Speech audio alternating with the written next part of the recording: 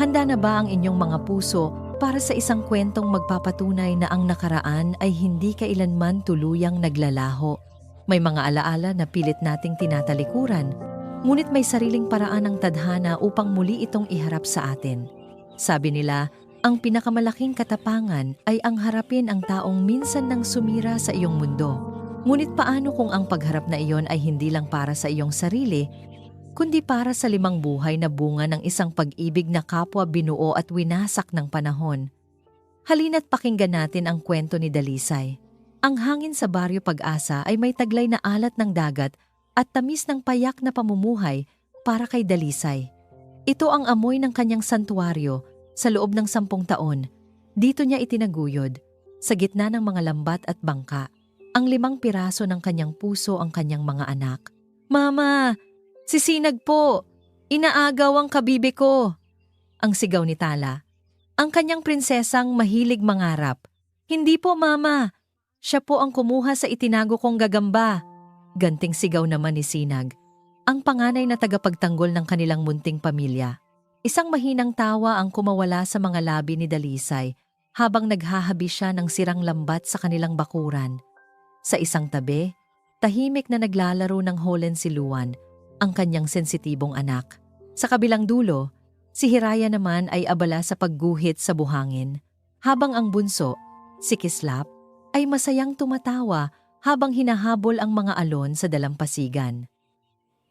5 buhay na paalala ng isang lalaking pilit na niyang ibinaon sa limot.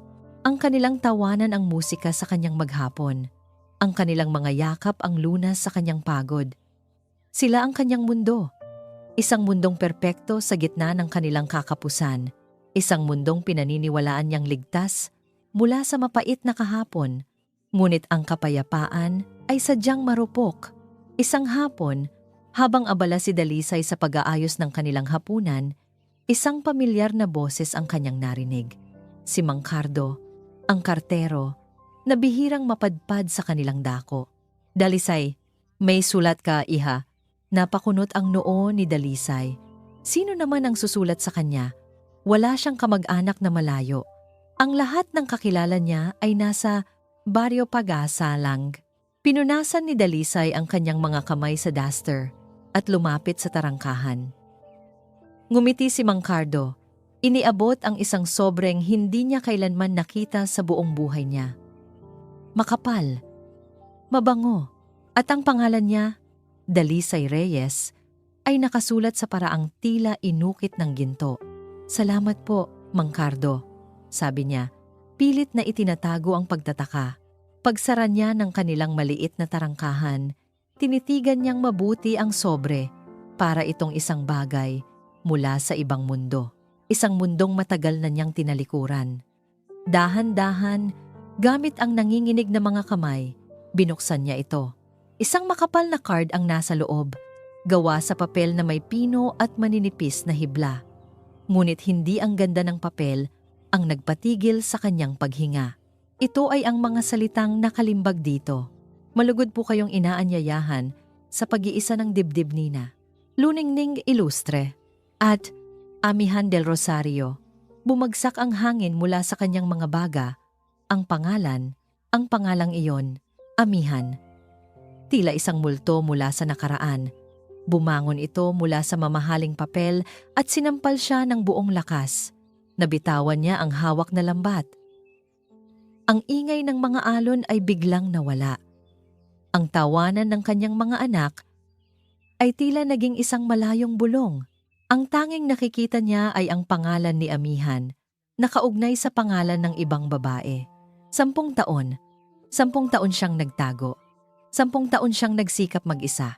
10 taon niyang sinabi sa sarili na kinalimutan na niya ang sakit, na ang 5 biyaya sa kanyang buhay ay sapat na. Ngunit sa isang iglap, ang lahat ng pader na itinayo niya sa paligid ng kanyang puso ay gumuho. Halos malukot ang mamahaling papel sa higpit ng kanyang hawak. Bumalik ang lahat. Ang matatamis na pangako sa ilalim ng puno ng niyog. Ang mga pangarap na sabay nilang binuo sa dalampasigan. At ang huling araw na nakita niya ito, ang araw na sinabi nitong babalik ito para sa kanya, para sa kanilang bubuuin na pamilya. Isang kasinungalingan. Lahat ay kasinungalingan. At ang paanyayang ito ang katibayan. Katibayan na habang siya ay naghihirap, habang mag-isa niyang iniluwal at pinalaki ang kanilang mga anak, si Amihan ay masayang nagpapatuloy sa kanyang marangyang buhay. Isang mainit na likido ang namuo sa kanyang mga mata. Ngunit mabilis niya itong pinigilan. Hindi siya iiyak. Tapos na ang panahon ng pag-iyak. Napalingon siya sa kanyang mga anak. Si Sinag, na may tapang sa mga mata tulad ng ama nito. Si Tala, na may ngiting kasing ganda ng sa kanya. Si Hiraya, na may talinong mabilis niyang nakuha. Si Luan, na may pusong sensitibo. At si Kislap, na ang halakhak ay kayang magpaliwanag ng pinakamadilim na gabi. Silang lima, ang kanyang lakas, ang kanyang kayamanan, at ang limang katotohanang hindi alam ni Amihan, o baka isang katotohanang pinili nitong kalimutan. Nang gabing iyon, hindi nakatulog si Dalisay. Hinaplos niya ang buhok ng bawat natutulog na anak. Pinagmasdan ang mga mukha nilang magkakahawig. Ang mga mukha ni Amihan, ang galit na nararamdaman niya, ay hindi na lang para sa kanyang sarili. Ito ay para sa kanila. Para sa 10 taon na wala silang ama. Para sa hinaharap na hindi nila siya makikilala. Isang desisyon ang nabuo sa kanyang isipan. Isang desisyong kasing lakas ng alon na humahampas sa dalampasigan. Hindi na siya magtatago. Hindi na siya matatakot. Panahon na para harapin ang nakaraan. Panahon na para makita ni Amihan del Rosario ang mga bunga ng pag-ibig na kanyang tinalikuran. Kinabukasan, habang ang araw ay sumisikat pa lamang, tinipon ni Dalisay ang kanyang mga anak. May kakaibang tibay sa kanyang boses. Isang lamig na hindi pa nila naririnig kailanman. Mga anak, magbihis kayo ng pinakamaganda ninyong damit. Pupunta tayo sa kasal ng tatay ninyo. Ang paglalakbay pabalik sa lungsod ng Ginto ay isang paglalakbay sa dalawang magkaibang mundo. Ang bawat kilometrong nilalakbay ng bus palayo sa Baryo Pag-asa ay tila 1 kilometrong paglapit sa bangungot na pilit tinakasan ni Dalisay. Sa loob ng bus, ang kanyang 5 anak ay hindi mapakali sa pananabik. Para sa kanila, ito ay isang malaking pakikipagsapalaran. Dumidikit ang kanilang maliliit na mukha sa bintana. Namimilog ang mga mata sa bawat bagong bagay na nakikita. "Mama, tingnan niyo po! Ang bahay, ang laki-laki!" Sigaw ni Kislap. Itinuturo ang isang 2-story na bahay na nadaanan nila, ang pinakamalaking gusaling nakita niya sa buong buhay niya. "Mas malaki pa po ba dyan ang bahay ni tatay?" Inosenteng tanong ni Tala. Isang matabang nangiti lang ang naisagot ni Dalisay. Paano niya ipapaliwanag sa mga ito na ang bahay ng kanilang ama ay hindi lang bahay, kundi isang palasyo? Hinawakan niya ng mahigpit ang kanyang luma at kupas na pitaka. Sa loob niyon ay ang lahat ng naipon niya, sapat lang para sa pamasahe papunta at, kung sakali, pabalik. Ang tanging dala nila ay isang bag na naglalaman ng pinakamagaganda nilang damit, mga damit na ipinundar niya mula sa pagtitinda ng isda at paglalaba. Simpleng bestida para sa mga babae, mumurahing polo para sa mga lalaki. Tila mga basahan kung ikukumpara sa karangyaan na kanilang tutunguhin. Habang pinagmamasdan niya ang mga nagtataasan at nagkikinangang gusali na unti-unting lumilitaw sa abot tanaw, hindi niya mapigilang bumalik sa nakaraan. Nasa dalampasigan sila noon ni Amihan, magkahawak kamay habang pinapanood ang paglubog ng araw. Ang hangin ay sariwa at ang tanging naririnig ay ang hampas ng alon at ang tibok ng kanilang mga puso. "Babalikan kita, Dalisay," bulong ni Amihan. Ang mga mata nito'y puno ng katapatan. "Pangako, kakausapin ko lang sila mama. Ipapakilala kita, ipaglalaban kita. Pagkatapos, babalik ako dito at bubuuin natin ang mga pangarap natin." Naniwala siya. Bawat salita, bawat pangako. Paano'y hindi? Ang pag-ibig ni Amihan noon ay ang kanyang langit. Isang biglaang preno ng bus ang nagpabalik sa kanya sa kasalukuyan. Ang langit na iyon ay matagal nang naging impyerno. Samantala, sa isang marangyang suite ng pinakamamahaling hotel sa lungsod ng Ginto, Nakatayo si Amihan sa harap ng isang malaking salamin. Suot niya ang isang puting-puting tuxedo na gawa pa ng isang sikat na designer. Perpekto ang pagkakatahi. Mamahalin ang tela. Ngunit habang tinititigan niya ang kanyang refleksyon, isang estranghero ang nakita niya. Isang lalaking mayaman, makapangyarihan, ngunit may kulang. May isang malaking puwang sa kanyang dibdib na hindi mapunan ng kahit anong yaman.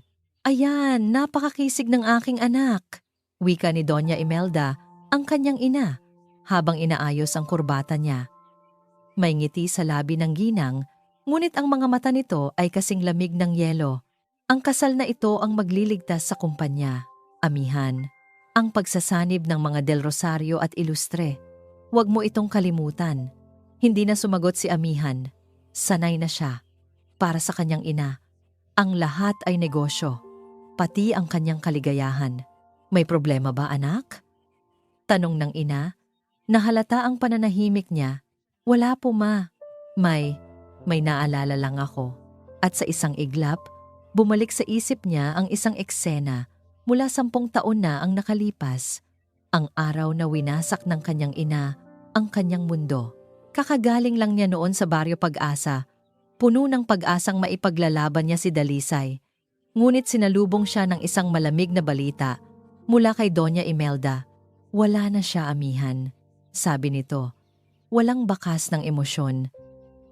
Tinanggap niya ang perang inalok ko. Pinili niya ang pera, anak. Iniwan ka niya para sa iba. Isang hamak na mangingisda lang ang tingin niya sa'yo kapag wala ang pangalan nating Del Rosario. Gumuho ang kanyang mundo. Ang sakit, ang pait ng pagtataksil. Nagwala siya, naglasing, at sa huli, sumuko. Hinayaan niyang diktahan ng kanyang ina ang kanyang buhay mula noon. "Huwag mo nang isipin ang nakaraan, Amihan." Tila nabasa ni Doña Imelda ang kanyang isip. "Nasa harapan mo na ang iyong kinabukasan. Si Luningning, siya ang nararapat para sa'yo." Tumango na lang si Amihan, isang sunod-sunurang papet sa palabas ng kanyang ina. Biglang huminto ang bus. Ang ingay at pananabik ng mga bata ang nagpagising kay Dalisay mula sa kanyang paglalakbay sa alaala. "Nandito na po tayo," sabi ng konduktor. Tumingin si Dalisay sa labas. Nakatayo sa harapan nila ang isang dambuhalang gusali na gawa sa salamin at bakal. Kumikinang sa ilalim ng sikat ng araw. Isang 5-star hotel, sa harap nito, nagkalat ang mga mamahaling sasakyan at mga taong nakasuot ng mga damit na mas mahal pa sa kanyang bahay. Ito ang venue ng kasal. Naramdaman niya ang panginginig ng kanyang mga tuhod. Ang mga tingin ng mga taong dumadaan ay tila mga karayom na tumutusok sa kanilang simpleng pananamit. "Mama, dito po ba?" tanong ni Sinag, na sa unang pagkakataon ay nagpakita ng bakas ng takot. Huminga ng malalim si Dalisay. "Ito na yon, wala nang atrasan." Inayos niya ang gusot sa damit ni Tala. Pinunasan ang dumi sa pisngi ni Kislap. Tumingin siya sa 5 pares ng mga matang nagtitiwala sa kanya. Sila ang kanyang tapang. Hinawakan niya ng mahigpit ang kamay ng kanyang 5 anak at sabay-sabay silang bumaba, handang harapin ang mundong minsan nang nagtaboy sa kanila. Ang loob ng engrandeng simbahan ay tila isang eksena mula sa pelikula. Libu-libong puting rosas ang nakahanay sa pasilyo at ang malalaking chandelier ay nagbibigay ng mainit at ginintuang liwanag. Ang hangin ay napupuno ng marahang tugtog ng isang string quartet at ng halimuyak ng mamahaling pabango. Lahat ng naroroon ay elito ng lipunan, mga politiko, negosyante, at mga prominenteng pamilya. Sa dulo ng altar, nakatayo si Amihan. Sa kanyang tabi ay si Luningning, napakaganda sa kanyang wedding gown na kumikinang sa bawat galaw. Isang perpektong pares, isang perpektong larawan. Ngunit para kay Amihan, pakiramdam niya ay isa siyang aktor sa isang palabas na hindi niya isinulat. Pinipilit niyang ngumiti, tumango, ngunit ang kanyang mga mata ay blanko, walang emosyon. Paulit-ulit na naglalaro sa kanyang isip ang alaala ni Dalisay. Ang ngiti nito, ang halakhak, ang init ng mga yakap nito. Bakit ngayon pa? Bakit sa araw ng kanyang kasal, ang anino ng nakaraan ay pilit na bumabalik? Tila may babala ang kanyang puso, isang hindi maipaliwanag na kaba na gumagapang sa kanyang buong pagkatao. Ang seremonya ay nagsimula, naglakad si Luningning sa pasilyo, at ang lahat ay napahanga sa kanyang kariktan. Ngunit si Amihan, habang tinatanggap ang kamay ng kanyang mapapangasawa, ay hindi maiwasang mapatingin sa malaking pintuan ng simbahan sa kanyang likuran, para siyang may hinihintay. Isang bagay na hindi niya alam kung ano. Nagsalita ang pari. Ang kanyang boses ay umaalingaw-ngaw sa sagradong lugar. Bawat salita ay tila isang martilyong pumupukpok sa dibdib ni Amihan, nagpapaalala sa kanya ng panunumpa na malapit na niyang bitiwan, hanggang sa dumating ang pinakakritikal na sandali. Amihan del Rosario, tinatanggap mo ba si Luningning Ilustre bilang iyong kabiyak, na mamahalin at igagalang sa hirap at ginhawa, sa sakit at kalusugan, hanggang sa huling sandali ng iyong buhay? Nagkaroon ng sandaling katahimikan. Ang lahat ng mata ay nakatuon kay Amihan. Naramdaman niya ang marahang pisil ni Luningning sa kanyang kamay. Naramdaman niya ang matalim na tingin ng kanyang ina mula sa unang hilera ng upuan. Huminga siya ng malalim. Opo, Padre. Tinatanggap ko. Sumunod na nagsalita ang pari. At ikaw naman, Luningning Ilustre. Ngunit ang mga sumunod na salita ay naging hindi na mahalaga. Ang atensyon ng lahat ay napunta sa tanong na magpapabago ng lahat. Kung mayroon mang sino man dito na tutol sa pag-iisang dibdib na ito, magsalita na ngayon o manahimik magpakailanman, isang nakabibinging katahimikan ang bumalot sa buong simbahan. Ang ganitong mga tanong ay pormalidad na lamang sa modernong kasal. Walang sinuman ang umaasang may sasagot. Ngumiti si Luningning kay Amihan. Ngumiti rin si Doña Imelda, isang ngiti ng tagumpay. Creak, isang malakas na tunog ang bumasag sa katahimikan. Ang malaki at mabigat na pinto sa likuran ng simbahan ay dahan-dahang bumukas. Lahat ng ulo ay sabay-sabay na napalingon. Ang string quartet ay natigil sa pagtugtog. Mula sa liwanag sa labas, isang anino ang nabuo. Isang babae, nakasuot ng simpleng bestida na kupas na ang kulay.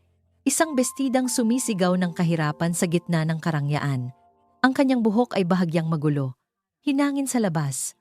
Ngunit ang kanyang mga mata ay matatag, nagniningas sa determinasyon. Kasunod niya, may 5 maliliit na bata. Mahigpit na nakakapit sa kanyang damit, tila mga sisiw na nagtatago sa kanilang inahin. Si Dalice. Natigilan si Amihan. Ang tibok ng kanyang puso ay tila huminto. Ang babae sa kanyang mga panaginip, ang babae sa kanyang mga alaala, ang babaeng akala niya ay nagtaksil sa kanya, ay naroon, nakatayo sa harap ng lahat. 10 taon ang lumipas, ngunit kilalang kilala pa rin niya ang bawat kurba ng mukha nito. Pero hindi iyon ang nagpag-unaw sa kanyang mundo. Ito ay ang 5 bata sa likuran niya. 5 maliliit na bata na may pare-parehong mukha, ang kanyang mukha. Isang kolektibong paghinga ng pagkagulat ang narinig mula sa mga panauhin. Ang mga bulungan ay nagsimula, tila bubuyog na umuugong. Sino ang babaeng ito? Sino ang mga batang iyon? Nanlaki ang mga mata ni Doña Imelda. Ang kanyang mukha ay namutla sa galit at pagkabigla. Si Luningning ay napabitaw sa kamay ni Amihan. Ang kanyang perpektong ngiti ay naglaho. Ngunit si Amihan ay walang ibang nakikita kundi si Dalisay at ang mga bata, ang kanyang mga anak, ang katotohanang 10 taon na ipinagkait sa kanya. Naglakad si Dalisay papasok sa pasilyo. Bawat hakbang ay mabigat at may layunin. Ang kanyang mga mata ay nakatuon lamang kay Amihan, isang tinging puno ng sakit, galit, at isang pag-ibig na hindi kailanman namatay. Sa gitna ng nakabibinging katahimikan, ang maliit at inosenteng boses ng bunsong si Kislap ang bumasag sa lahat. Sapat na lakas para marinig sa buong simbahan. Tumingala siya sa kanyang ina. Pagkatapos ay itinuro ang lalaking nakatayo sa altar. Mama, siya po ba ang tatay namin? Ang inosenteng tanong ni Kislap ay umalingaw-ngaw sa loob ng simbahan na tila isang malakas na kulog. Walang sino man ang gumalaw, walang sino man ang nagsalita.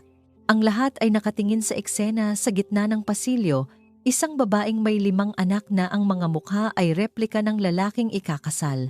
Ang unang nakabawi mula sa pagkagulat ay si Doña Imelda. Sa isang iglap, ang pamumutla sa kanyang mukha ay napalitan ng nag-aapoy na galit. Tumayo siya mula sa kanyang upuan. Ang kanyang tindig ay nagpapakita ng awtoridad at pagkasuklam. "Walang hiya!" Ang kanyang sigaw, ang boses ay matinis at puno ng kamandag. "Sino ka para guluhin ang kasal ng anak ko? Mga guwardiya, palabasin ang babaeng ito at ang mga bastardo niya." Ang salitang bastardo ay tumama kay Dalisay na parang isang malakas na sampal. Mahigpit niyang niyakap ang kanyang mga anak na nagsimula ng matakot sa sigaw ng matandang babae.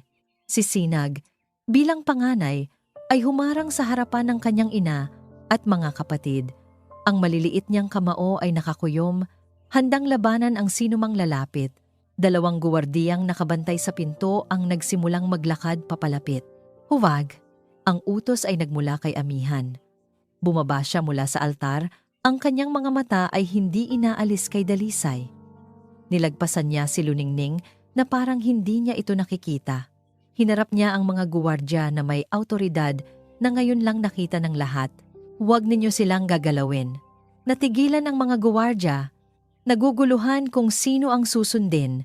"Amihan, ano ang ibig sabihin nito?" Galit na tanong ni Doña Imelda, papalapit sa kanila. "Huwag mong sabihing naniniwala ka sa eskandalosang babaeng ito." Ngunit si Amihan ay hindi nakikinig. Ang buong atensyon niya ay nasa babaeng minahal niya at sa 5 batang nasa harapan niya. Lumuhod siya para magpantay ang kanyang tingin sa mga bata. Ang kanyang puso ay dinudurog sa bawat segundong pagtingin niya sa kanilang mga mukha.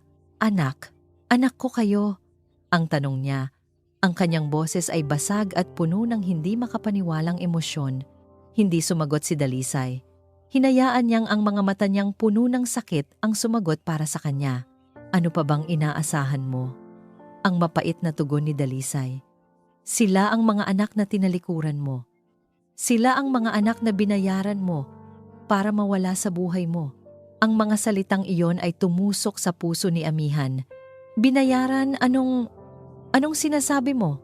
Huwag kang magkunwari, Amihan," sigaw ni Dalisay. Ang mga luha na 10 taon niyang kinimkim ay nagsimula ng bumagsak. "Masaya ka na ba? Habang nagpapakasal ka sa mayamang babae mo, heto ako, mag-isang nagpapalaki sa 5 anak mo. 5 anak na dapat sana'y responsibilidad mo rin." Ang mga panauhin ay hindi makapaniwala sa kanilang naririnig. Ang perpektong kasal ay naging isang live na teleserye. "Amihan, dalhin mo ang babaeng yan sa isang silid. Ngayon din," utos ni Doña Imelda. Namumula na sa hiya at galit. "Ayusin mo ang gulo na ito." Sa kauna-unahang pagkakataon sa kanyang buhay, hindi sumunod si Amihan sa utos ng ina. Sa halip, hinawakan niya ng marahan ang braso ni Dalisay. "Halika, kailangan nating mag-usap." Hinila niya si Dalisay at ang 5 bata patungo sa isang pinto sa gilid ng simbahan, papasok sa sacristy, malayo sa mga mapanuring mata ng mga bisita. Sinundan sila ng galit na si Doña Imelda at ng isang tahimik ngunit nanlilisik ang matang si Luningning. Pagkasara ng pinto, ang katahimikan sa loob ng silid ay mas nakabibingi kaysa sa ingay sa labas. "Ngayon, magpaliwanag ka," mariing sabi ni Amihan, nakatingin kay Dalisay. "Ano yung sinasabi mong binayaran kita?" "Kailanman ay hindi ko gagawin yon." Tumawa si Dalisay, isang tawang walang kagalakan. "Talaga? Nakalimutan mo na ba ang perang ipinadala mo sa pamamagitan ng ina mo? Ang pera na sinabi niyang galing sa'yo, kapalit ng paglayo ko. Ang pera na ginamit ko para ipanganak at buhayin ang mga anak mo." Napalingon si Amihan sa kanyang ina. Ang kanyang mga mata ay naghahanap ng kasagutan. "Huwag kang maniwala dyan, Amihan," depensa ni Doña Imelda. "Nagsisinungaling siya. Isa siyang desperadang gold digger na gustong sirain ang araw mo." "Gold digger?" Ulit ni Dalisay. Ang kanyang boses ay nanginginig sa galit. "Kung gold digger ako, sana'y noon pa ako bumalik. Sana'y ginamit ko ang mga anak ko para makahingi ng pera sa inyo. Pero hindi. 10 taon, Doña Imelda. 10 taon akong nanahimik at tiniis ang lahat mag-isa. Dahil iyon ang usapan natin. Ganti ni Doña Imelda. At sa isang iglap, nadulas siya. Huli na para bawiin ang sinabi. Natigilan si Amihan. Usapan? Anong usapan, ma? Ang titig ni Amihan ay matalim. Nakita niya ang pagkataranta sa mga mata ng kanyang ina. At doon, sa gitna ng silid na amoy kandila at lumang kahoy, nagsimulang magbukas ang katotohanan. Ang sabi mo sa akin. Ma, nagsimula si Amihan. Ang kanyang boses ay mahina ngunit may bigat. Ang sabi mo, umalis siya dahil tinanggap niya ang pera at sumama sa iba. Pagkatapos ay bumaling siya kay Dalisay. At ang sabi mo, umalis ka dahil binayaran kita para lumayo. Tumingin si Dalisay kay Amihan, pagkatapos ay kay Doña Imelda. Ang piraso ng palaisipan ay unti-unting nabubuo sa kanyang isipan. Ang galit niya kay Amihan ay dahan-dahang napapalitan ng isang mas malalim at mas masakit na realisasyon. Napatingin si Amihan kay Dalisay, ang kanyang boses ay halos pabulong na lang sa sakit at pagkalito, ibig sabihin, nagsinungaling siya. Ang mga huling salita ni Amihan ay nakabitin sa hangin na tila isang hatol. Nagsinungaling siya. Ang bomba ng katotohanan ay sumabog sa maliit na silid at ang bawat isa ay tinamaan ng mga pira-piraso nito. Si Dalisay ay napatingin kay Amihan at sa unang pagkakataon sa loob ng 10 taon, hindi galit ang nakita niya sa mga mata nito, kundi parehong sakit na nararamdaman niya. Si Doña Imelda naman ay parang binuhusan ng nagyayelong tubig.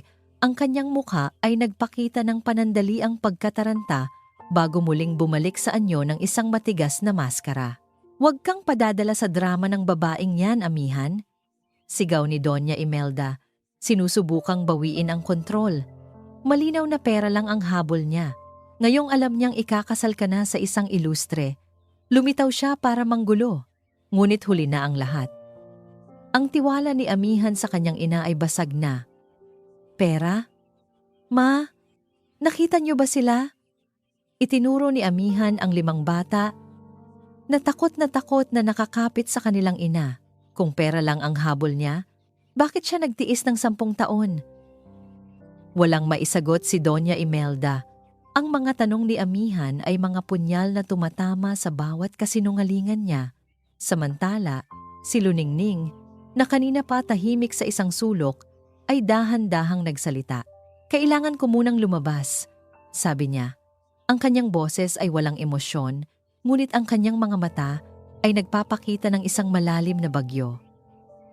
Kailangan nating mag-usap, Amihan, pero hindi ngayon, hindi sa ganitong paraan. Pagkasabi niyon, tumalikod siya at marahang lumabas ng silid, iniwan ang pamilyang Del Rosario sa gitna ng kanilang sariling gulo. Ang pag-alis ni Luningning ay tila senyales para mas tumindi ang tensyon. Ang sigawan ng mga matatanda ay nagpatakot sa mga bata. Si Hiraya at Kislap ay nagsimula ng humikbi. Si Luan ay tahimik na lumuluha habang nakayakap sa binti ng kanyang ina. Tama na! Sigaw ni Dalisay. Ginagawang panangga ang kanyang katawan para sa kanyang mga anak. Nakikita niyo ba ang ginagawa ninyo? Tinatakot ninyo ang mga anak ko! Habang nagkakagulo. Si Tala, na kanina pa namumutla, ay biglang bumitaw sa pagkakahawak sa kanyang ina. Sa sobrang takot, sinubukan niyang tumakbo palayo sa sigawan. Ngunit sa kanyang pagmamadali ay natapilok siya at bumagsak ng malakas sa sahig na semento. Aray! Sigaw niya, at isang malakas na iyak ang pumuno sa silid. Bago pa man makakilos si Dalisay, naabala sa pagpatahan sa 2 pa niyang umiiyak na anak. Bago pa man makasigaw ang sinuman, ay mabilis nang nakalapit si Amihan. Ang lahat ng galit at pagkalito sa kanyang mukha ay biglang naglaho, napalitan ng purong pag-aalala. Dinaluhong niya ang umiiyak na si Tala at marahang binuhat ito. Tiningnan niya ang tuhod ng bata na bahagyang nagasgasan. Naku, may sugat ka! Halika, gagamutin natin! Ikinandong niya si Tala at hinipan ang sugat nito.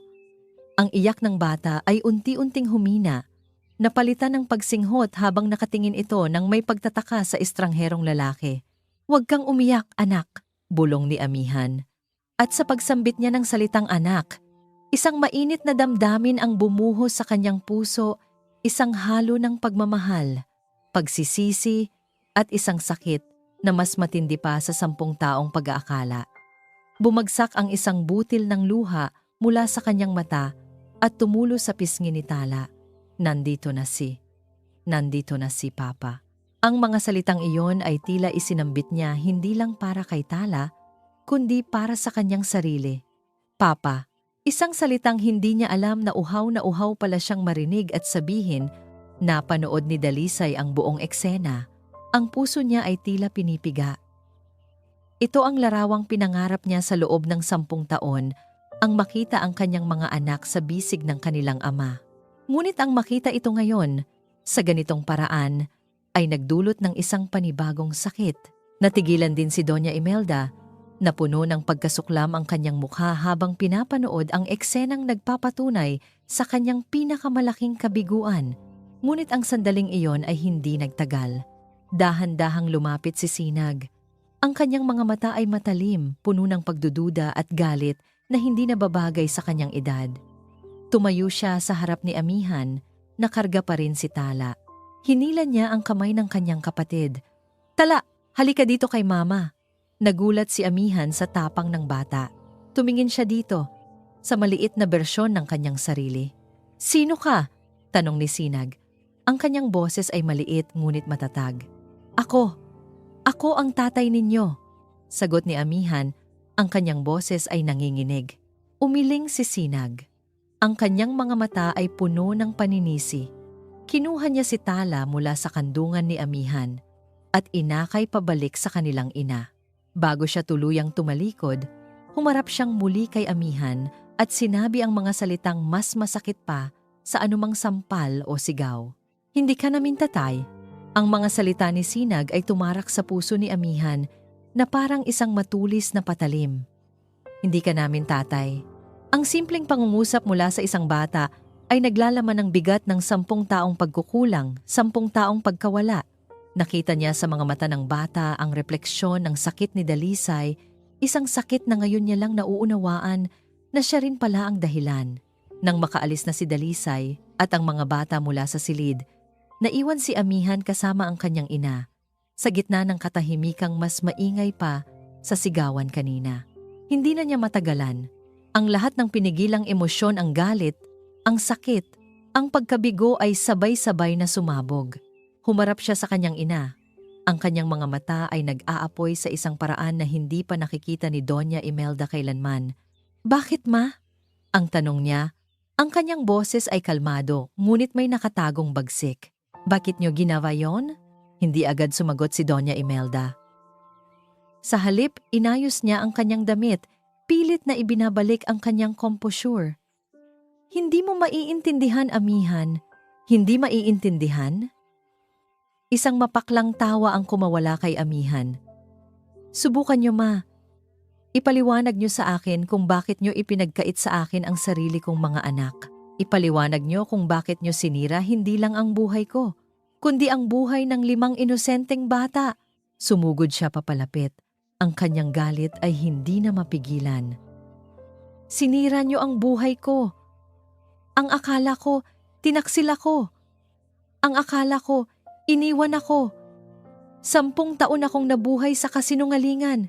10 taon akong nagpakamanhid. At para saan? Para sa kumpanya? Para sa pangalan ng pamilya? Para sa'yo. Sa wakas ay sumabog din si Doña Imelda. Ang kanyang boses ay nanginginig sa pinaghalong galit at pagtatanggol sa sarili.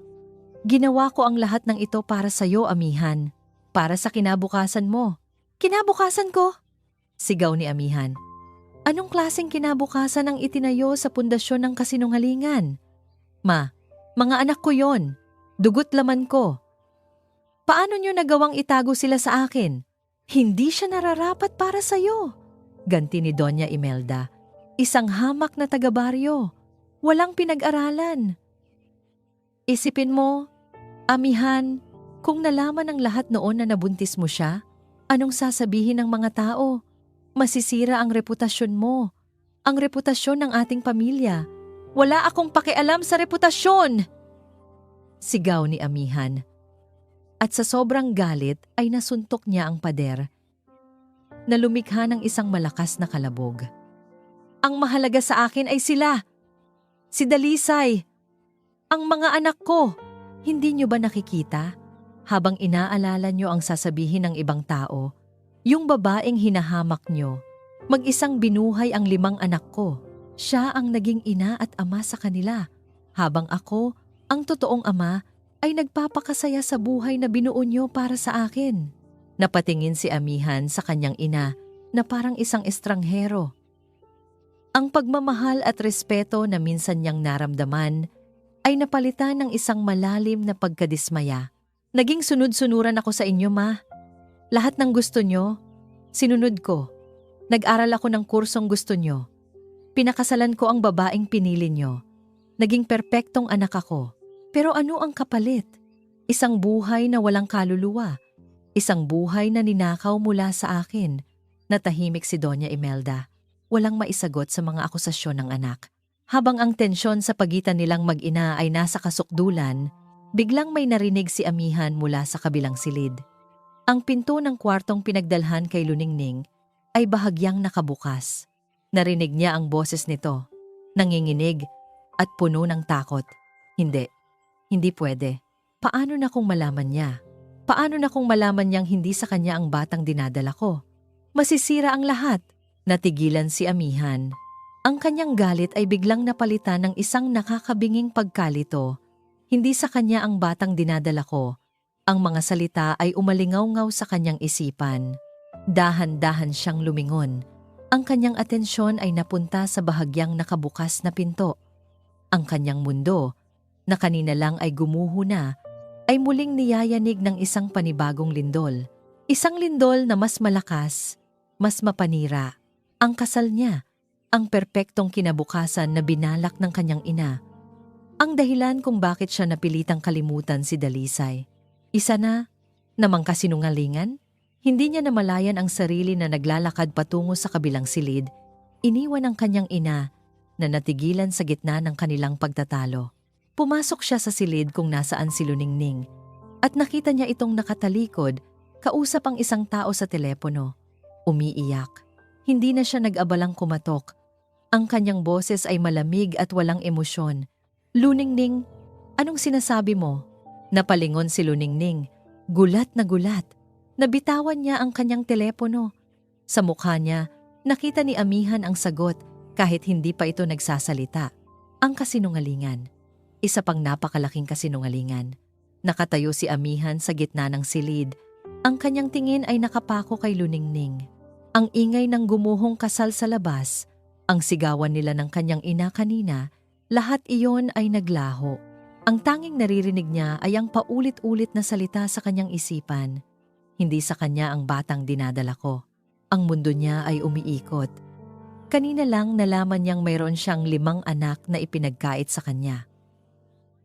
Ngayon, malalaman niyang ang anak na inaakala niyang magiging kanya ay hindi pala sa kanya. Tila isang malupit na biro ng tadhana.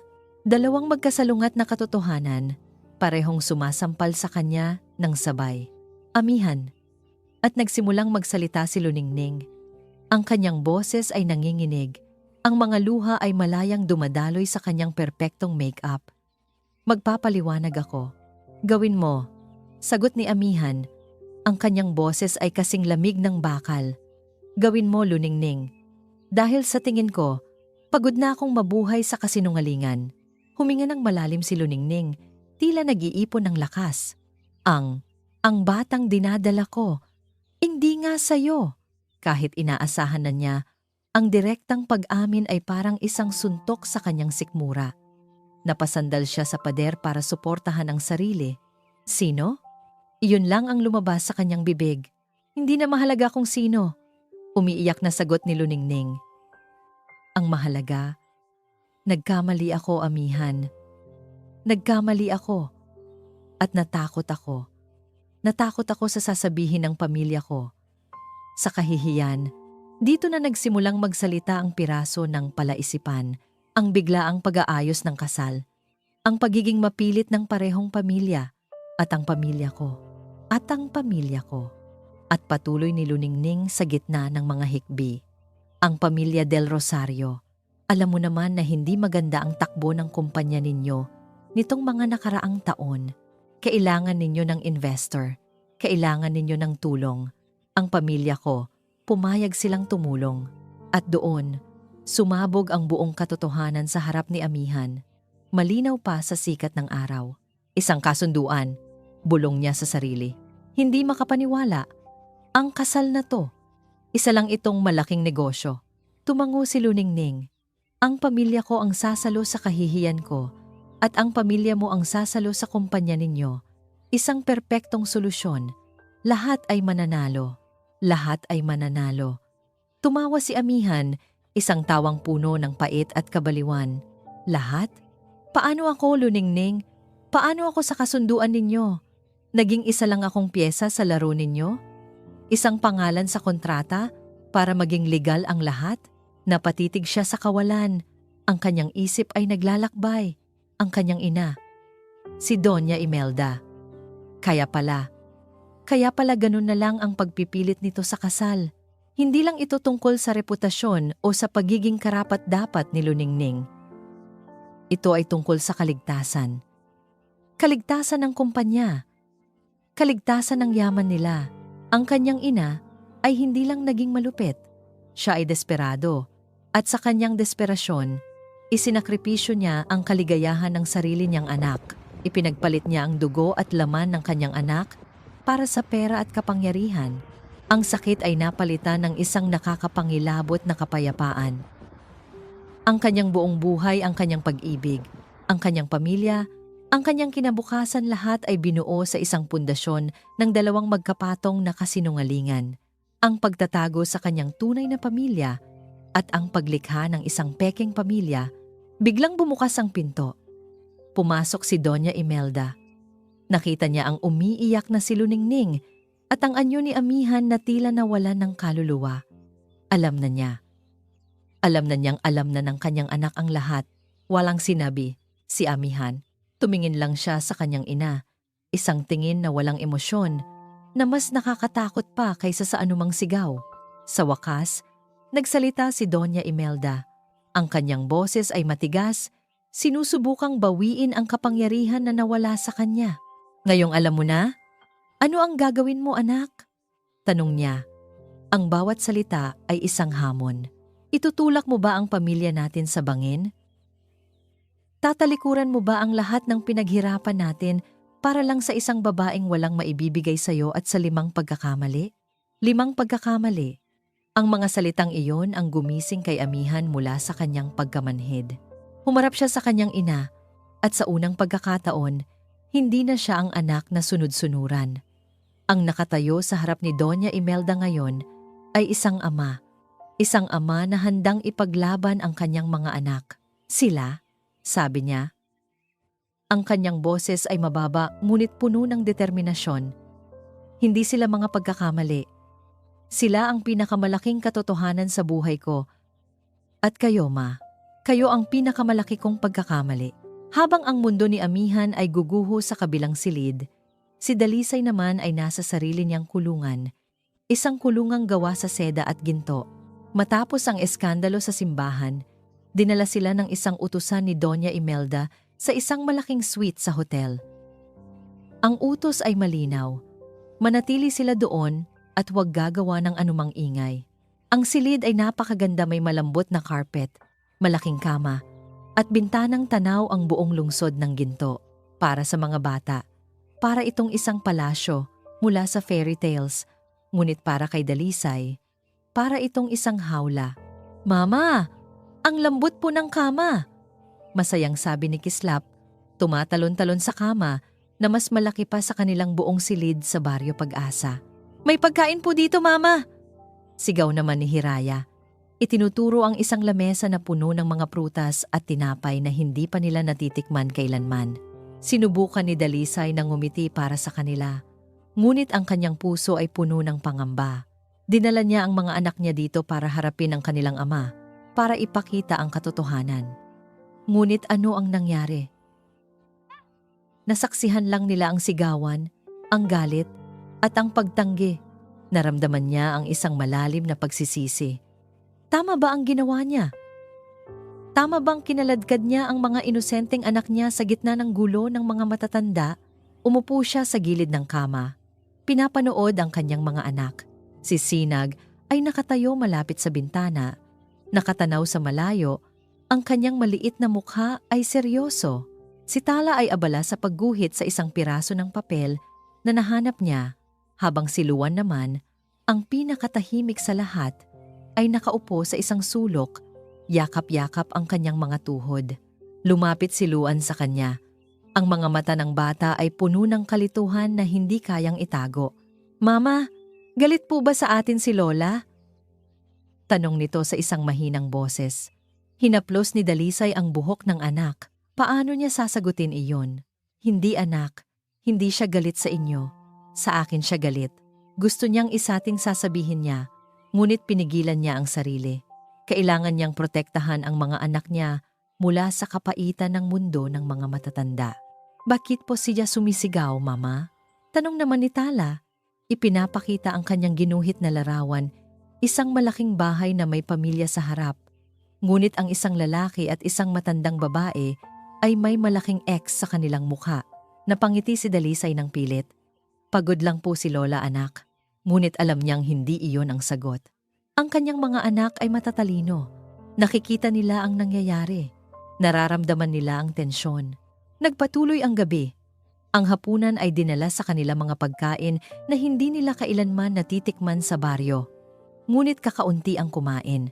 Ang saya ng mga bata kanina ay unti-unting napalitan ng katahimikan at pagtataka. Nang matapos ang hapunan, lumapit si Sinag kay Dalisay. Hawak ang larawan ni Tala.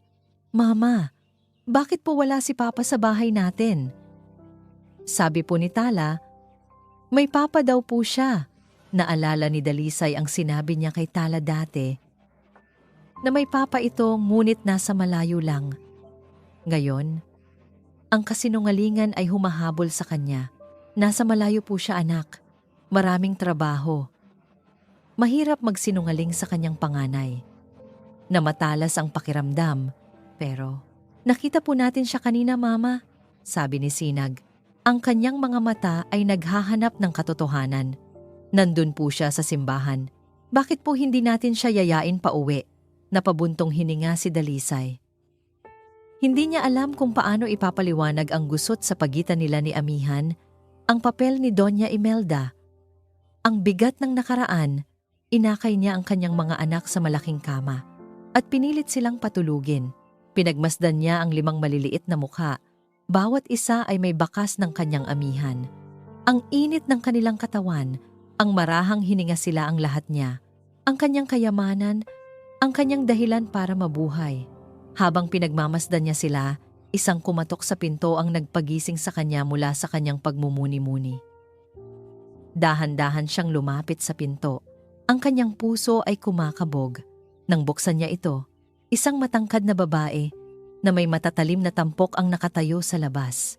Nakasuot ito ng mamahaling business suit. May hawak itong manipis na folder.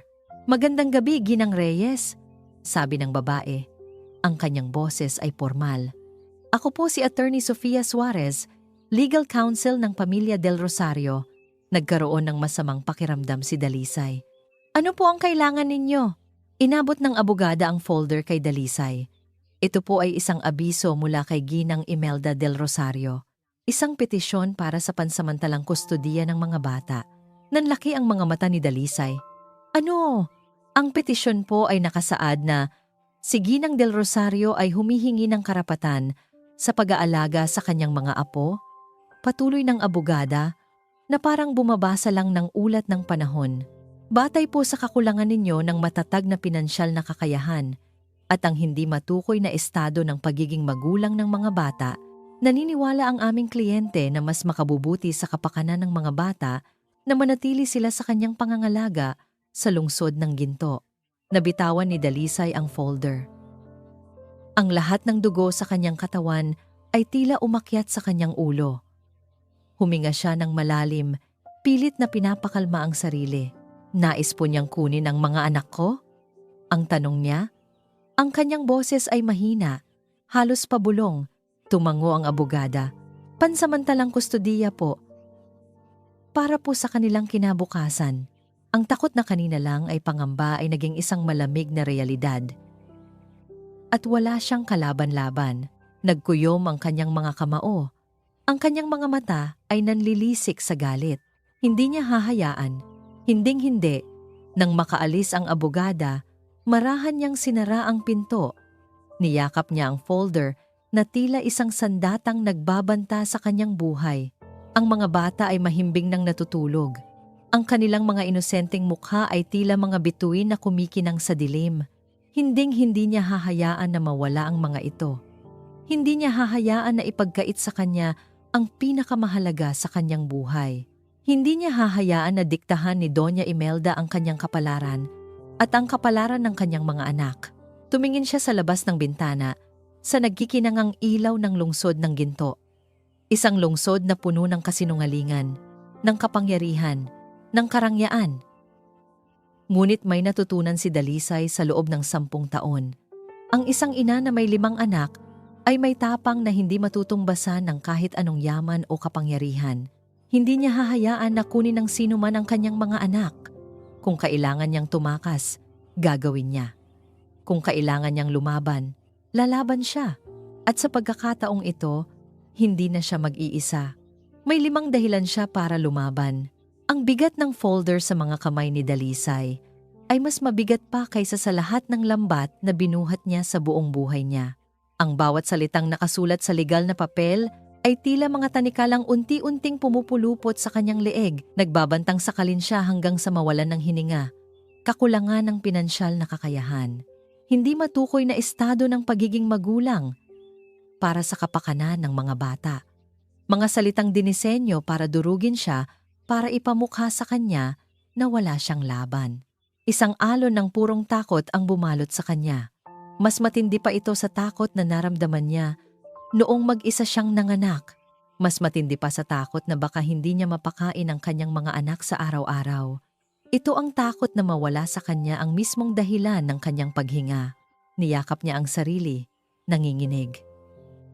Nakita niya sa kanyang isipan ang kanyang mga anak si Sinag, si Tala, si Hiraya, si Luan, si Kislap.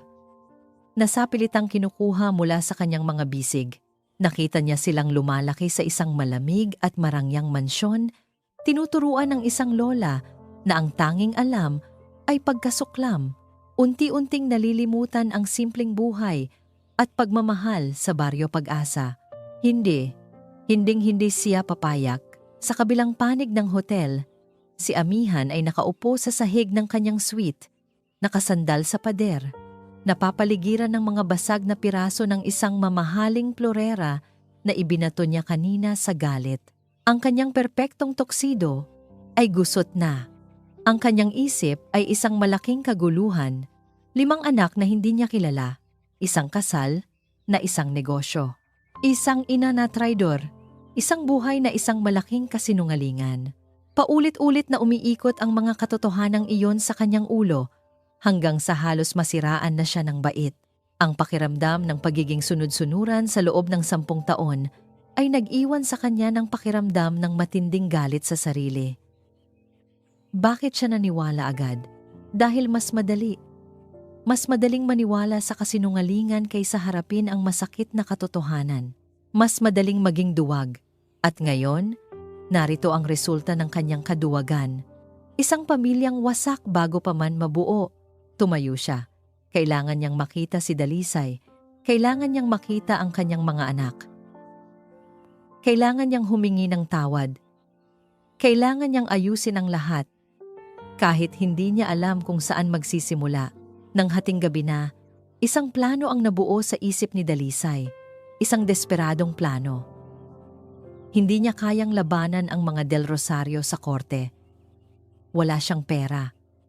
Wala siyang kapangyarihan. Ang tanging magagawa niya ay ang bagay na ginawa na niya noon, ang tumakas. Dahan-dahan, ginising niya ang kanyang mga anak. Ang kanilang mga mukha ay puno ng pagtataka at antok. "Mga anak, bumangon kayo," bulong niya. Ang kanyang boses ay mahigpit. "Kailangan na nating umalis. Ngayon na. Saan po tayo pupunta, Mama? Tanong ni Sinag. Agad na naramdaman ang bigat ng sitwasyon. Babalik na tayo sa Baryo Pag-asa, sagot ni Dalisay, habang mabilis na isinusuot ang mga sapatos ng mga bata. Hindi na niya inabala ang mga gamit. Ang mahalaga ay makaalis sila. Pero Mama, paano po si Papa? Tanong ni Tala. Ang pag-asa ay maririnig pa rin sa kanyang boses. Isang matinding kirot ang naramdaman ni Dalisay. Hindi siya pwedeng sumama, anak. Kailangan na nating umalis bago nila tayo mahanap. Hindi na niya tinapos ang sasabihin. Tahimik silang lumabas ng suite. Naglalakad sa pasilyo na parang mga magnanakaw sa sarili nilang kalayaan. Ang bawat tunog ang ugong ng aircon. Ang malayong tunog ng elevator ay nagpapakabog sa kanyang dibdib. May kung anong nagtulak kay Amihan. Isang masamang kutob. Isang pakiramdam na kung hindi siya kikilos ngayon, mawawala na naman sila sa kanya. At sa pagkakataong ito, habang buhay na, tumakbo siya palabas ng kanyang silid. Hindi na nag-abalang magpalit ng damit. Tinungo niya ang suite kung saan dinala sila Dalisay. Kumatok siya. Walang sumasagot. Kumatok siya ulit. Mas malakas. Wala pa rin. Ginamit niya ang kanyang susi bilang isang miyembro ng pamilyang nag-book ng kasal at binuksan ang pinto. Ang silid ay walang tao. Ang kama ay hindi nagalaw. Ang pagkain sa mesa ay halos hindi nabawasan. Ang tanging naiwan ay ang isang piraso ng papel sa ibabaw ng unan, ang guhit ni Tala. Isang pamilyang may 5 anak, isang ina at isang amang walang mukha. Parang isang suntok sa sikmura. Umalis na sila. Tinakasan na naman siya. Dali-dali siyang tumakbo patungo sa elevator, pinipindot ang ground floor button na tila doon nakasalalay ang kanyang buhay. Hindi ngayon. Pakiusap. Wag ngayon. Pagbukas ng elevator sa lobby, nakita niya sila. Si Dalisay. Nagmamadaling hila-hila ang 5 bata patungo sa labasan, kung saan isang taxi ang naghihintay. Gabi na at nagsisimulang umambon. Dalisay! Sigaw niya, tumatakbo papalapit, napalingon si Dalisay. Ang kanyang mukha ay puno ng gulat at takot. Nang makita niya si Amihan, mas binilisan pa niya ang paglakad. Sakay! Utos niya sa mga anak niya. Mabilis na pumasok sa taxi ang mga bata. Bago pa makapasok si Dalisay, inabutan siya ni Amihan, ngunit huli na. Dalisay! Wag! Sigaw ni Amihan. Kinakatok ang bintana ng taxi. Nagsimulang umandar ang sasakyan. Ang ulan ay nagsimulang bumuhos ng malakas. Tumatakbo si Amihan sa tabi ng taxi. Ang kanyang mamahaling tuksido ay basang-basa na. Ang kanilang mga mata ay nagtagpo sa pamamagitan ng salamin ng bintana na puno ng mga patak ng ulan. Sa mga mata ni Dalisay, nakita niya ang desperasyon, ang sakit, at ang huling paalam. Sa mga mata ni Amihan, nakita niya ang pagsisisi, ang pagmamakaawa, at ang purong takot na maiwanan. Ang taxi ay bumilis at lumiko sa kanto. Sa isang iglap, nawala na sila. Naiwan si Amihan sa gitna ng kalsada. Basang-basa ng ulan, hinahabol ang kanyang hininga. Talo na naman siya. Ang kanyang pangalawang pagkakataon, nawala sa isang kisap mata. Lahat ay nawala. Ang pagkawala ng taxi sa paningin ni Amihan ay tila pagkawala ng huling sinag ng pag-asa. Sa isang sandali, gusto na niyang sumuko. Gusto na niyang maupo sa gitna ng kalsada at hayaan na lang siyang lamunin ng ulan at ng kanyang kabiguan. Ngunit may nagbago sa kanya. Ang Amihan na duwag, ang Amihan na sunod-sunuran na matay na kasama ng pagguho ng kanyang mundo kanina. Ang natitira na lang ay isang lalaking walang-wala na. At kapag ang isang tao ay wala nang mawawala pa, doon siya nagiging pinakamatapang. Hindi niya isusuko ang kanyang pamilya. Hindi na muli. Tumakbo siya pabalik sa hotel, basang-basa. Hindi pinapansin ang mga nagtatakang tingin ng mga staff. Sumakay siya sa sarili niyang kotse at walang pag-aalinlangang pinaharurot ito. Sinusundan ang direksyon kung saan lumiko ang taxi. Samantala, sa loob ng taxi, si Dalisay ay humahagulgol. Niyayakap niya ng mahigpit ang kanyang mga anak. na takot din. Mama, bakit po tayo tumatakbo kay Papa? Tanong ni Luan. Ang kanyang boses ay nanginginig. Kailangan, anak. Iyon lang ang naisagot ni Dalisay sa gitna ng kanyang mga hikbi. Kailangan nating umuwi. Ngunit sa likod ng kanyang isipan, alam niyang hindi na sila ligtas kahit sa Baryo Pag-asa. Susundan sila ng kapangyarihan ng mga Del Rosario. Ang pagtakas na ito ay pansamantala lamang. Sa salamin sa harap, nakita ng taxi driver ang isang mamahaling kotse na humahabol sa kanila, bumubusina ng walang tigil. Ma'am, may humahabol po sa atin. Mukhang desidido. Napalingon si Dalisay. Ang puso niya ay halos lumabas sa kanyang dibdib. Si Amihan. Manong, pakibilisan po. Pakiusap niya. Ngunit ang lungsod ng Ginto ay puno ng trapiko kahit sa gabi. Sa isang intersection, napilitan silang huminto dahil sa pulang ilaw. Ito ang pagkakataon ni Amihan. Mabilis niyang itinabi ang kanyang kotse sa harap ng taxi. Hinaharangan ang daan nito. Bumaba siya ng sasakyan sa gitna ng malakas na ulan. Kinatok niya ng malakas ang bintana. Dalisay, pakiusap. Mag-usap tayo. Manong, umalis na po tayo. Sigaw ni Dalisay sa driver. Hindi po tayo makaalis, ma'am. Nakaharang po siya. Walang nagawa si Amihan kundi buksan ang pinto ng taxi. Agad siyang pumasok sa loob. Basang-basa. Pinupuno ang maliit na espasyo. Lumabas ka. Ang masigaw ni Dalisay. Sinusubukan siyang itulak. Hindi ako aalis. Mariing sabi ni Amihan. Hindi na ako papayag na umalis kayo. Hindi na muli. Hinarap niya ang taxi driver. Manong, bayad na po kayo. Umalis na po kayo. Naglabas siya ng makapal na pera at iniabot sa driver. Nagulat na bumaba ng taxi. Ngayon, silang 7 na lang ang nasa loob ng sasakyan, nakahinto sa gitna ng kalsada habang ang ulan ay malakas na humahampas sa bubong. Ano na naman ba to? Amihan? Isa na namang palabas? Galit na sabi ni Dalisay. Hindi ito palabas, Dalisay. Ito na ang totoong buhay, sagot ni Amihan.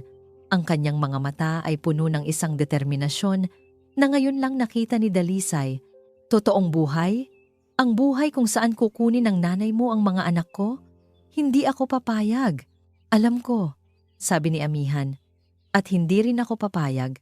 Sa harap ni Dalisay at ng 5 bata na tahimik na nanonood, kinuha ni Amihan ang kanyang telepono.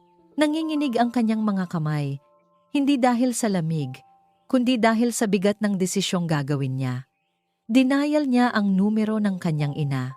Nang sumagot ito, inilagay niya ito sa loudspeaker. Amihan, nasaan ka? Ang pamilya ilustre ay, tapos na ma, putol ni Amihan. Ang kanyang boses ay matatag at hindi natitinag. Anong tapos na? Hindi pa, pwede pa nating ayusin ito. Kakausapin ko si Luningning. Hindi ang kasalma, tayo ang tapos na. Isang sandaling katahimikan ang namayani sa kabilang linya. Ibibigay ko ang lahat, patuloy ni Amihan habang nakatingin ng diretso sa mga mata ni Dalisay. Ang posisyon ko sa kumpanya, ang mana ko, ang pangalan ng Del Rosario. Lahat-lahat, ibibigay ko sa inyo. Gawin ninyo ang gusto ninyo para iligtas ang kumpanya. Wala na akong pakialam. Amihan, nababaliw ka na ba? Sigaw ng kanyang ina. Ngayon lang ako nagkamalay, ma. Ngayon lang ako naging buo, sagot ni Amihan. Pero may isang kondisyon. Hinding-hindi ninyo gagalawin ang mag-iina ko. Ititigil ninyo ang custody case. Hahayaan ninyo kaming mamuhay ng payapa dahil sa oras na saktan ninyo sila, ma. Sa oras na iyon, makikita ninyo ang isang Amihan na hindi ninyo kailanman nakilala. Isusuko mo ang lahat para sa kanila? Hindi makapaniwalang tanong ni Doña Imelda. Tumingin si Amihan sa 5 maliliit na mukha na nakatingin sa kanya. Nakita niya ang takot, ang pag-asa, ang pagkalito, at tumingin siya kay Dalisay, ang babaeng tiniis ang lahat para sa kanila. Lahat? Sagot ni Amihan. Ang kanyang boses ay puno ng kombiksyon. Isusuko ko ang isang peking mundo para sa isang totoong pamilya. Pagkasabi niyon, Ibinaba niya ang tawag. Ang tanging maririnig sa loob ng taxi ay ang patak ng ulan at ang mabibigat na paghinga. Tumingin si Dalisay kay amihan, ang lalaking basang-basa sa ulan, ang lalaking isinuko ang lahat sa isang tawag lang.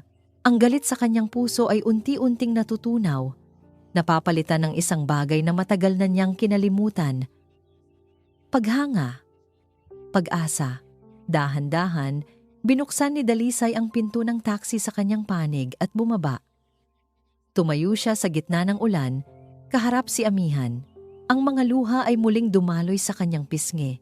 Ngunit sa pagkakataong ito, hindi na ito dahil sa sakit, kundi dahil sa paglaya. Isusuko niya ba ang kanyang pag-iingat? Ang pader na itinayo niya sa loob ng 10 taon? Maniniwala ba siya sa lalaking ito? Sa huling pagkakataon, ang ulan ay unti-unting humina na tila nakikiramay sa paghupa ng bagyo sa kanilang mga puso. Ang ingay ng syudad sa kanilang paligid ay tila naglaho. Ang tanging mahalaga ay ang espasyo sa pagitan nilang dalawa. Walang nagsalita. Hinayaan nilang ang kanilang mga mata ang mag-usap. Nakita ni Dalisay sa mga mata ni amihan ang bigat ng pagsisisi, ang sakit ng 10 taong nawala, at ang sinseridad ng isang pangakong hindi na muling bibitiwan. Nakita naman ni amihan sa mga mata ni Dalisay ang pagod, ang mga sugat na hindi pa naghihilom, ngunit sa ilalim ng lahat ng iyon, may isang maliit na kislap ng pag-asang muling nabubuhay. Ang katahimikan ay binasag ng dahan-dahang pagbukas ng pinto ng taxi. Isa-isang bumaba ang 5 bata. Lumapit sila at tumayo sa pagitan ng kanilang mga magulang, tila mga maliliit na tulay na nagdudugtong sa 2 pusong matagal nang magkahiwalay. Si amihan ang unang gumalaw. Lumuhod siya sa basang semento, hindi alintana ang mamahaling tuksedo na ngayoy putikan na. Ipinantay niya ang kanyang sarili sa kanyang mga anak. Patawad, sabi niya. Ang kanyang boses ay garalgal. Hindi lang ito para kay Dalisay, kundi para sa kanilang 5. Patawarin ninyo si Papa. Wala ako sa tabi ninyo. Walang sumagot sa mga bata, ngunit ang takot sa kanilang mga mata ay napalitan ng pag-uusisa. Lumapit si Dalisay at marahang hinawakan ang balikat ni amihan. Tumayo ka dyan! Tumayo si amihan. Sa ilalim ng mga ilaw poste ng lungsod ng ginto, sa gitna ng basang kalsada, ginawa ni Dalisay ang isang bagay na hindi inaasahan ng sinuman. Niyakap niya si amihan. Isang yakap na hindi mahigpit, hindi puno ng romantikong pag-ibig, kundi isang yakap ng pagtanggap. Isang yakap na nagsasabing, saktan mo man ako, pero sa huli, tayo pa rin ang magulang ng mga batang ito. Niyakap din siya pabalik ni amihan. Isinasalo ang bigat na 10 taong mag-isang pinasa ni Dalisay. Sa sandaling iyon, ang lahat ng galit at pait ay tila tinangay ng ulan. Bumalik sila sa hotel hindi bilang mga bilanggo, kundi bilang isang pamilya na sumusubok maging buo. Ang suite na kanina'y tila isang hawla ay naging isang pansamantalang kanlungan. Habang pinapalitan ni Dalisay ng tuyong damit ang mga bata, si amihan naman ay nakatanggap ng isang text message. Galing ito kay Luningning. Umalis na ako.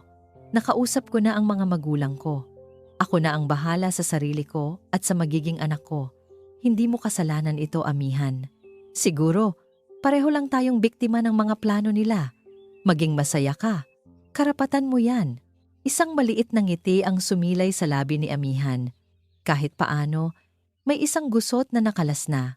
Nang gabing iyon, sa unang pagkakataon, naupo silang 2 para mag-usap. Walang sigawan, walang sisihan. Tanging isang tahimik na paglalatag ng mga nangyari sa nakalipas na 10 taon.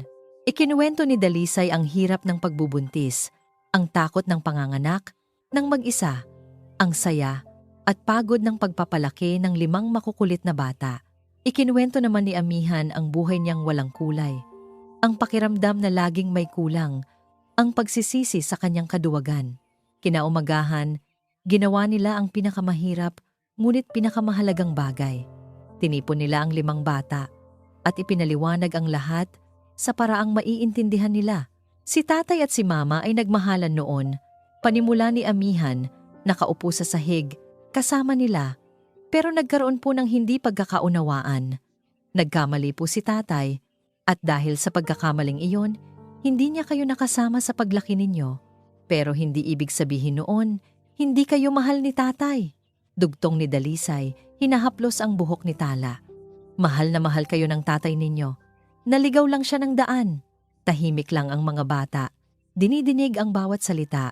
Si Sinag, ang panganay at pinakaprotektibong kapatid, ang unang nagsalita. Tumingin siya kay Amihan. Ang kanyang mga mata ay seryoso. Hindi niyo po ulit iiwan si Mama? Umiling si Amihan. Ang kanyang mga mata ay nangilid sa luha. Hinding-hindi na, pangako. Hindi man ito agarang pagtanggap. Ngunit ito ay isang simula. Ang pader ng yelo sa pagitan ni Amihan at ng kanyang mga anak ay nagsimula ng magpakita ng mga bitak. Sa paglipas ng araw, sa maliliit na paraan, ipinakita nila ang kanilang pagbubukas ng puso. Si Luan na umupo sa tabi niya habang nanonood ng TV. Ang pinakamalaking tagumpay ay dumating isang hapon. Habang naglalaro, aksidenteng naitulak ni Sinag ang isang maliit na mesa. Nabagsakan nito ang paa ni Tala. Kasalanan mo to, sigaw ni Tala kay Sinag. Hindi ko sinasadya, ganti ni Sinag. Bago pa man sila magkasakitan, mabilis na namagitan si Amihan. Kinausap niya si Sinag bilang isang ama, hindi bilang isang estranghero. Anak, alam kong hindi mo sinasadya, pero kailangan mo pa ring humingi ng tawad sa kapatid mo. Tumingin si Sinag sa kanyang ama, pagkatapos ay kay Tala. Lumapit siya at yumakap sa kanyang kapatid. Sorry Tala. Sa sandaling iyon, nakita ni Dalisay ang hinaharap. Isang hinaharap na may hirap, may mga sugat na kailangan pang gamutin, ngunit isang hinaharap na posible. Lumapit si Amihan sa kanya habang pinapanood nila ang mga batang muling naglalaro. Mayaman ako noon, Dalisay. Pero ngayon ko lang naramdaman kung ano ang tunay na kayamanan. Ngumiti si Dalisay. Isang tunay na ngiti. Umuwi na tayo, sabi ni Amihan. Ang kanyang mga mata ay puno ng isang bagong kahulugan sa Baryo Pag-asa. Ang pagbabalik sa Baryo Pag-asa ay ibang-iba sa kanilang pag-alis. Wala na ang takot at desperasyon. Ang pumalit dito ay isang tahimik na pag-asa at isang hindi pa pamilyar na pakiramdam ng pagiging buo. Para kay Amihan, ang baryo ay isang bagong mundo. Ang dating marangyang buhay sa lungsod ng Ginto ay napalitan ng payak na pamumuhay sa tabi ng dagat. Ang amoy ng mamahaling pabango ay napalitan ng alat ng hangin. Ang ingay ng trapiko ay napalitan ng hampas ng alon.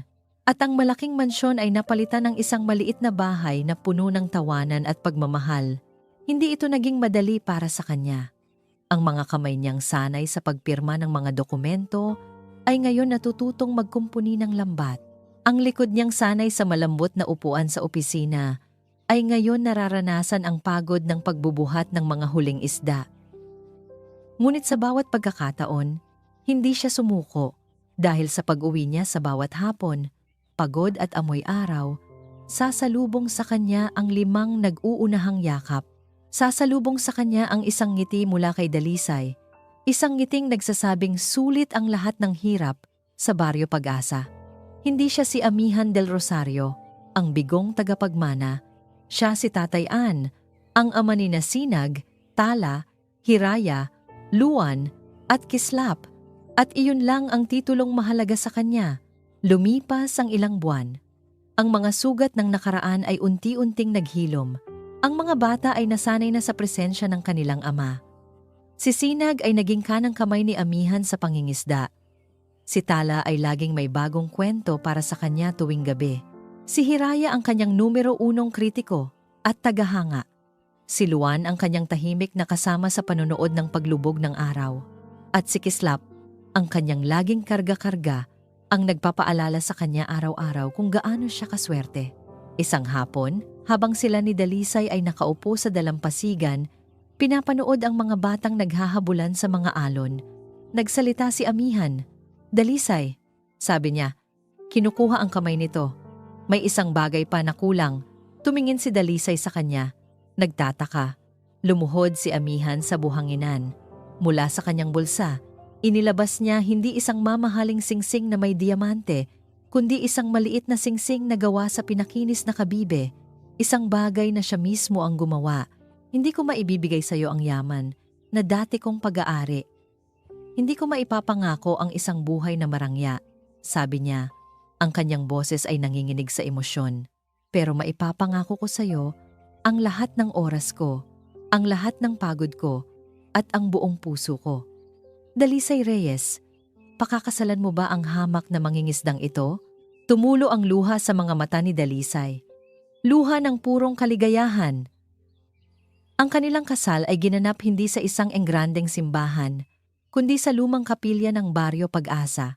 Ang mga dekorasyon ay hindi puting rosas, kundi mga bulaklak ng gumamela at sampagita na pinitas ng mga bata. Ang mga bisita ay hindi mga milyonaryo, kundi ang buong komunidad ng mga mangingisda na tumayo bilang kanilang pamilya. Si Dalisay ay naglakad sa pasilyo suot ang isang simpleng puting bestida, hawak ang isang bungkos ng mga bulaklak dagat. Sa kanyang tabi, ang kanyang 5 anak, ang nagsilbing mga abay. Ang mga babae ay may mga bulaklak sa buhok at ang mga lalaki ay may maliliit na kabibe na nakasabit sa kanilang leeg bilang kurbata. Sila ang pinakamahalagang yaman sa kasal na iyon. Nang sila ay nasa harap na ng altar, sinabi ni Amihan ang kanyang panunumpa.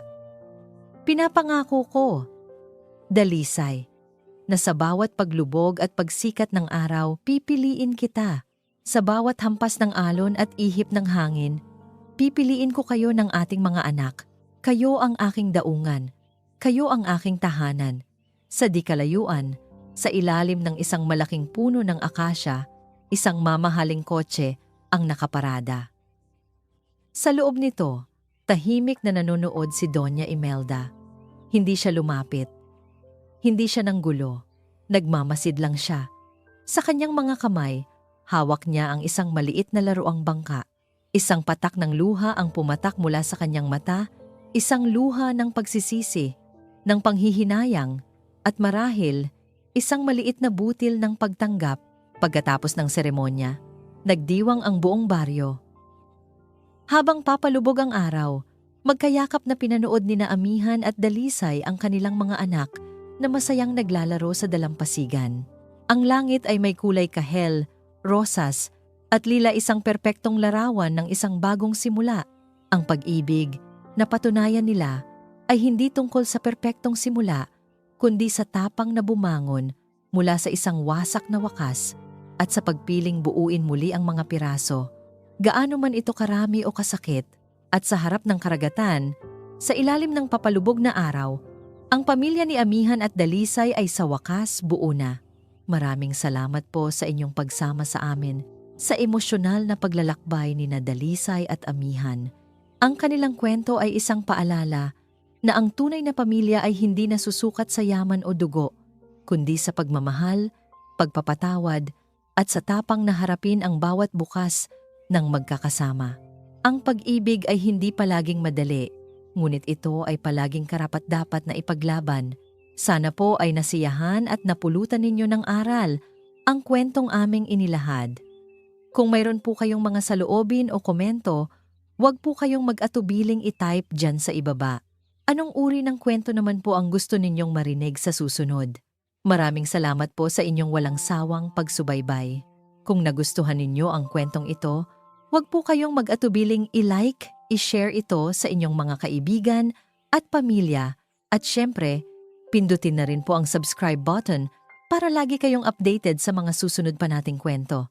I-click nyo na rin po ang notification bell para kayo ang laging unang makarinig sa aming mga bagong upload. Hanggang sa muli, paalam.